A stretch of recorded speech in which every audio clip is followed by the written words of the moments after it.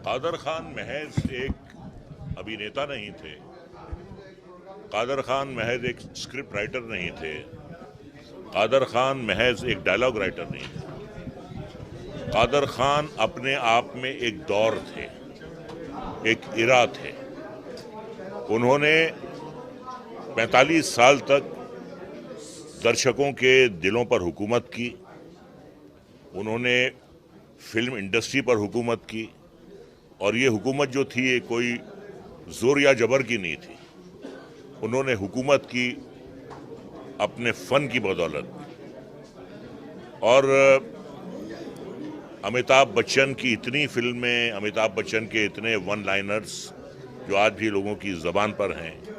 एक तरफ अमिताभ बच्चन की फिल्में लिखते थे, दूसरी तरफ गोविंदा की फिल्में लिखते थे, और तीसरी तरफ साउथ इंडिया में जब जितेंद्र साहब का तूती बोल रहा था उनकी फिल्में लिखते थे। और हर कैरेक्टर के हिसाब से, जितेंद्र साहब की पर्सनैलिटी के हिसाब से, गोविंदा साहब के पर्सनैलिटी के हिसाब से, अमित जी की पर्सनैलिटी के हिसाब से वो सीन्स लिखते थे और जैसी फिल्म होती थी। और ऐसा ही नहीं है कि उन्होंने सिर्फ कॉमेडी लिखी है या कॉमेडी की है।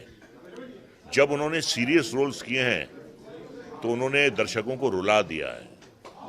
वो फन था। वो आदमी जो है दुनिया में ईश्वर ने, अल्लाह ताला ने उसे इसी काम के लिए भेजा था, लोगों को सिखाने के लिए, लोगों का मनोरंजन करने के लिए। वो एक मिशन के साथ आए थे। और मैं ये कहूँगा कि कादर भाई ने एक भरपूर जिंदगी जी, बतौर एक्टर, बतौर डायलॉग राइटर, बतौर अपने आप में एक शख्सियत, और बतौर एक टीचर। बुनियादी तौर पे कादर भाई टीचर थे। उन्होंने लोगों को सिखाया, उन्होंने लोगों को बोलना सिखाया। और क्या कह सकता हूं उनके बारे में, यही कहूंगा कि जो सबसे अच्छी बात उनकी जिंदगी में रही वो ये थी कि उन्होंने गुर्बत बचपन में देखी, गरीबी को बहुत करीब से देखा। उन्हें पता था कि गरीब आदमी की क्या तकलीफें होती हैं, उसकी क्या ख्वाहिशात होती हैं। इसलिए जब भी कादर भाई ने फिल्में लिखी हैं, ख़ास तौर से उन्होंने आम जनता जो है इस देश की, उनका ख्याल रखा है। क्योंकि हर उस दौर से वो गुजर चुके हैं जिससे एक गरीब आदमी गुजरता है। और वो एक बहुत बड़े इंसान थे, बहुत बड़ा उनका दिल था। लेकिन उनके दिल में इतनी बुलंदियों पे पहुंचने के बावजूद जो उनके दिल में एक गुर्बत थी, उनके सीने में एक गरीब आदमी का दिल धड़क रहा था। और आखिर तक वो दिल जो था वो गरीबों के लिए धड़का। कभी कोई प्रोड्यूसर, डायरेक्टर बड़ी बड़ी फिल्में करते थे, मद्रास की करते थे, अमिताभ बच्चन की करते थे, प्रकाश मेहरा की करते थे, मनमोहन देसाई की करते थे।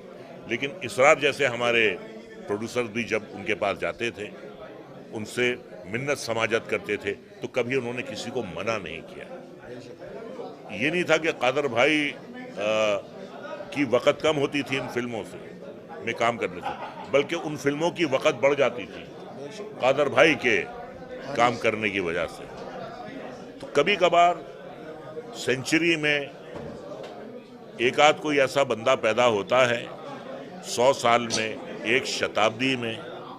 और बार बार मैं ये कहता हूं उनके बारे में कि हजारों साल नरगिस अपनी बेनूरी पे रोती है, हजारों साल नरगिस अपनी बेनूरी पे रोती है। बड़ी मुश्किल से होता है चमन में दीदावर पैदा। कोई बुरी आदत नहीं थी, कोई लत नहीं थी, ना शराब पीते थे, ना सिगरेट पीते थे, ना कभी औरतों में दिलचस्पी लेते थे। उनके 3 मिशन थे, काम, काम और काम।